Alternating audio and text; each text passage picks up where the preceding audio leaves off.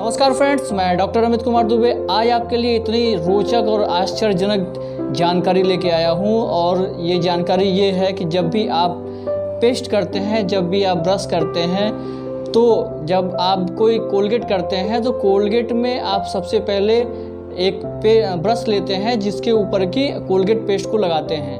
कभी आपने ये सोचा है कि वो जो ब्रश है उसका इन्वेंशन कब हुआ, मतलब इसका आविष्कार कब हुआ? जो ब्रश था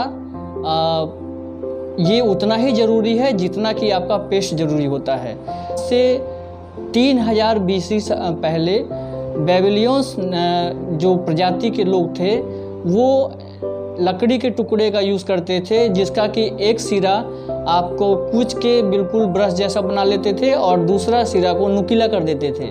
जो ब्रश वाला सिरा होता था उससे वो अपने दांतों को साफ करते थे और जो नुकीला सिरा होता था वो दांतों के बीच के जो खाना फंस जाता था उसको उससे निकालते थे। कितनी आश्चर्यजनक बात है कि उस समय वो कोई भी उनके पास सुविधा नहीं थी, उसके बाद भी उन्होंने इस तरह से मैजिकली अपनी सोच के कारण अपने दांतों को साफ करना शुरू किया। उसके बाद उनको ही देख के इस्लामिक कंट्रीज़ में मिसवाक का यूज़ होने लगा और हमारे हिंदुस्तान में, हमारे इंडिया में, हमारे भारत में दातून का यूज़ होने लगा। जैसे कि दातून के बारे में मैं पिछले वीडियोस में बता चुका हूँ कि दातून करने से कितने फ़ायदे होते हैं। तो नीम के दातून का यूज़ करने लगे। उसके बाद नीम का, अर्जुना का, आम का, जामुन का, बहुत सारे ऐसे पेड़ पौधे आए जिसके दातून का यूज़ करके अपने दांतों को इंडिया में साफ़ करने लगे। तो ये सब चीज़ें जब चाइना देख रहा था तो चाइना ने भी एक इन्वेंशन किया कि वो हड्डी को लेके, बम्बूज को लेके, क्योंकि चाइनाज में बम्बूज बहुत होते हैं, हड्डी को लेके, बम्बूज को लेके उसके एक सिरे पे कई छेद किए छोटे छोटे, और उन छेद में जो जानवरों के बाल होते थे, चाइना में ठंड ज़्यादा पड़ती है तो वहाँ पे जानवरों के जो बाल होते हैं वो काफ़ी ज़्यादा हार्ड होते हैं। तो उस हार्ड बाल को लेके उसके छेद में से डाल के उसको एक ब्रश जैसा बना दिया। एक सिरा पकड़ने का था और दूसरा सिरा से वो अपने दांतों को साफ करने लगे। ये ब्रश का सबसे पहला मॉडल चाइना ने ही इन्वेंशन हुआ था।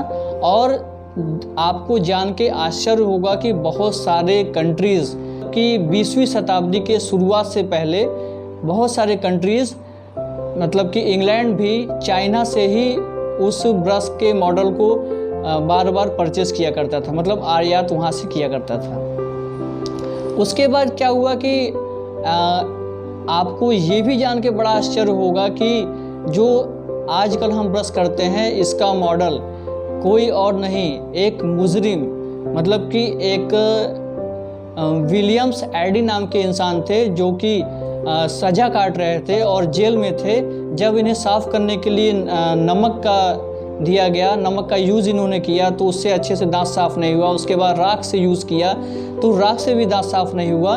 तो फिर इन्होंने जो ये इनको खाने में खाना मिलता था उसकी हड्डी को बचा के रखे और फिर उस हड्डी के ऊपर एक सिरे पे जानवरों के बाल को चिपका के, ग्लू से चिपका के एक ब्रश बना लिया और उसी से ही अपने दांतों को मांजा करते थे। और जब इनकी सज़ा पूरी हुई तो ये सज़ा काट के जब बाहर निकले तो इसी मॉडल को इन्होंने बहुत सारा बना के और अपना बिजनेस बना लिया और विलियमसन नाम के एक कंपनी की स्थापना की, जो आज भी आपको एक अच्छे ब्रश बनाने की कंपनी में शुमार है। और H.N. वर्थवास 1897 में ब्रश को अपने नाम से इन्होंने पेटेंट करवा लिया।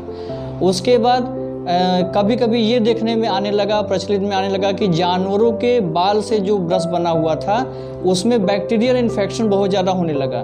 उसके कारण बहुत ज़्यादा दांत साफ तो होते थे लेकिन इन्फेक्शन भी होने के चांसेस ज़्यादा बढ़ने लगे। तो जब नायलॉन का आविष्कार हुआ तो नायलॉन के आविष्कार के बाद जानवरों के बाल के जगह पे नायलॉन का यूज़ होने लगा।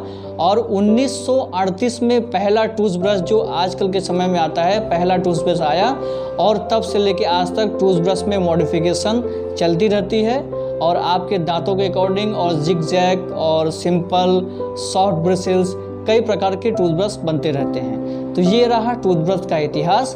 जानकारी आपको अच्छी लगी होगी तो इसको लाइक कीजिएगा और हमारे चैनल पर नए हैं तो इस चैनल को सब्सक्राइब कीजिए, जिससे कि हमारे चैनल का हिस्सा बनिए और नई नई जानकारियाँ आपको मिलती रहेंगी। नमस्कार।